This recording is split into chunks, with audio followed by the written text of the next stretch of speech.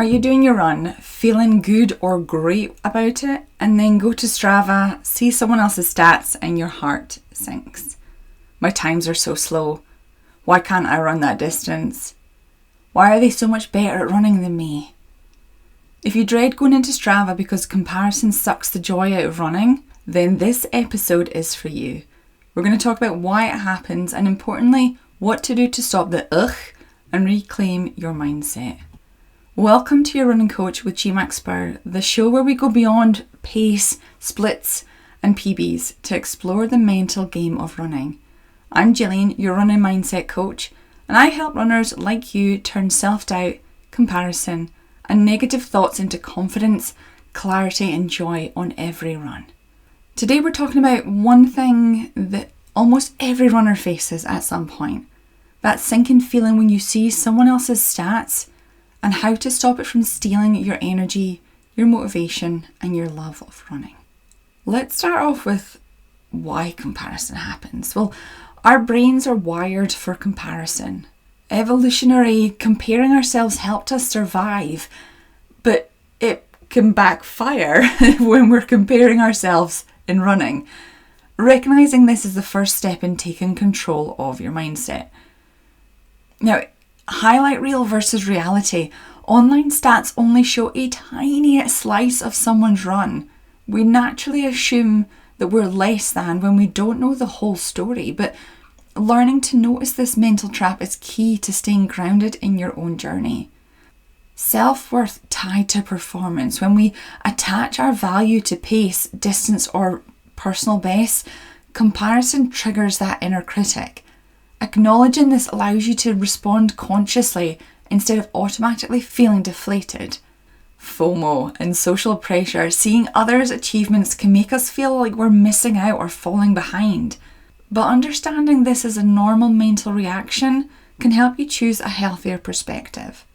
So how does comparison show up? Well, feeling deflated after looking at Strava or social media in general. Having thoughts like, why can't I do that? Doubting your own progress or ability, or even dreading logging your own runs online or sharing stats. This is where mindset practice comes in. Noticing these patterns without judgment is the first step towards shifting them. Okay, so let's talk about strategies to stop the ugh. The first one is awareness. Notice when comparison triggers negative thoughts and label them. That's comparison creeping in.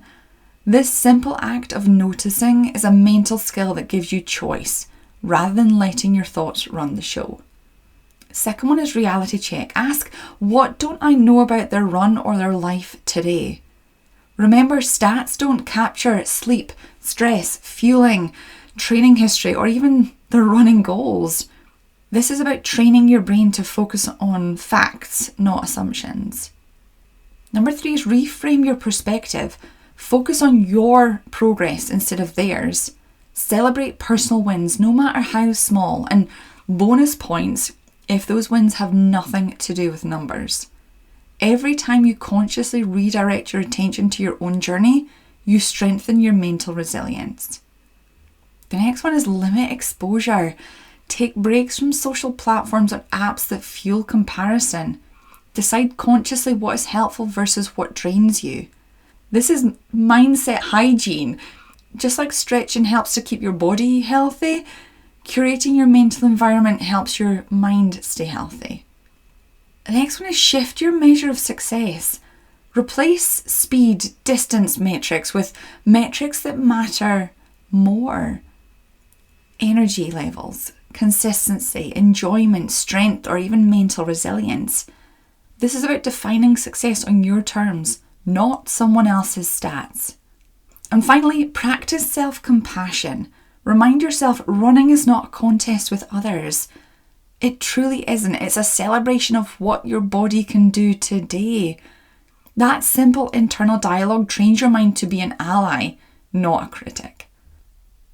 And going back to the reality check section, when I asked about what don't I know about their run or life today, let's do a little exercise, because you have no idea what that person's run was like.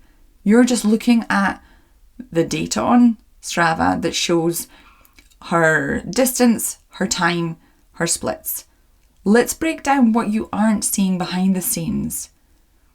Was she pausing her watch during walking breaks? Was she running on a flat route or track? Was she mentally or physically struggling the whole run? Was she feeling calm and so in the zone?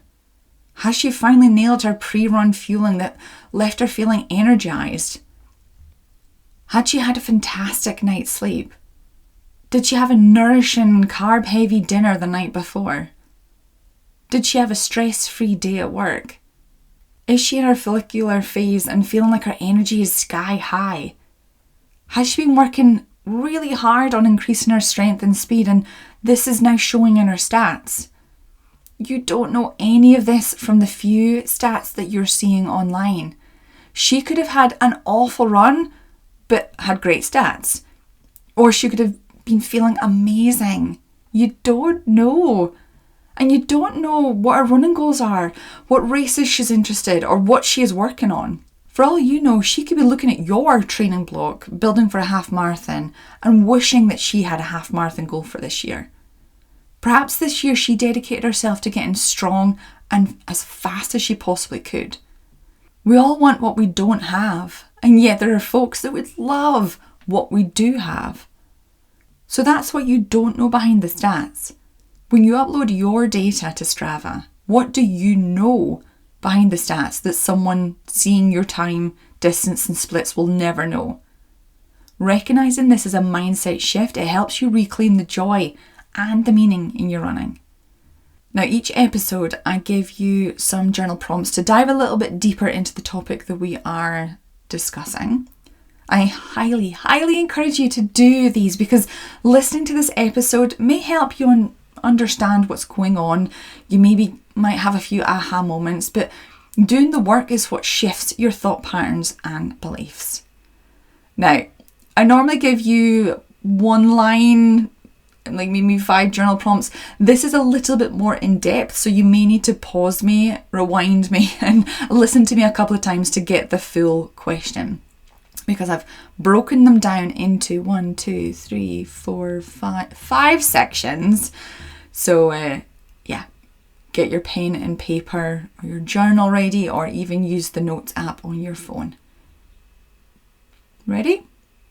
Okay, first one is behind the stats. So think about your last run. List everything about that run that no one else could know from your distance or pace.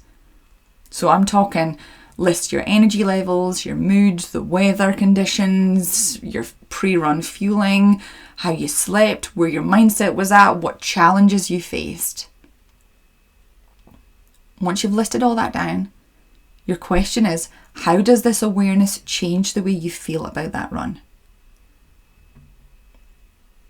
Question number 2 is on comparison detox. So write down 3 times recently when you compared yourself to another runner. For each of those, reflect on what you didn't know about their run, their life, or their circumstances.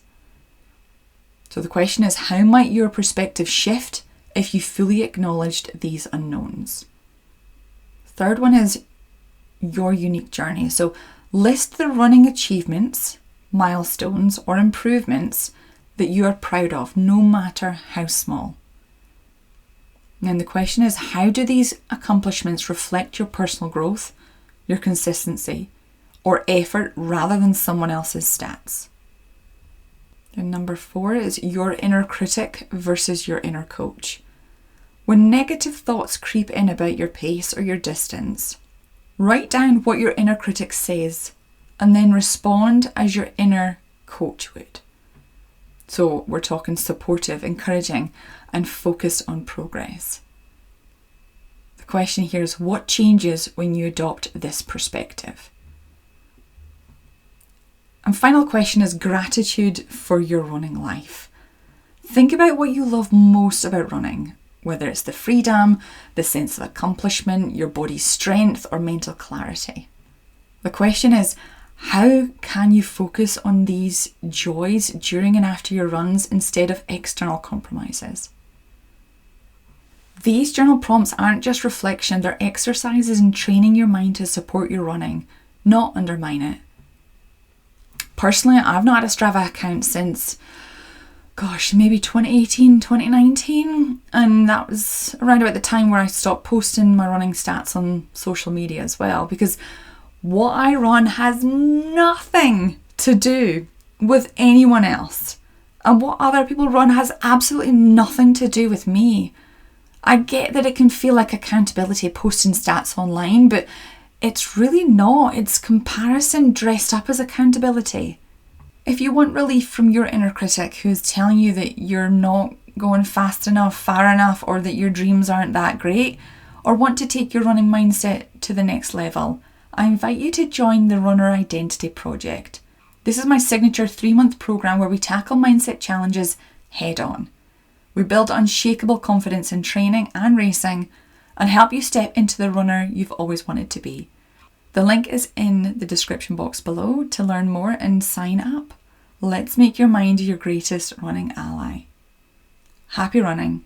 Thank you for listening. Bye for now.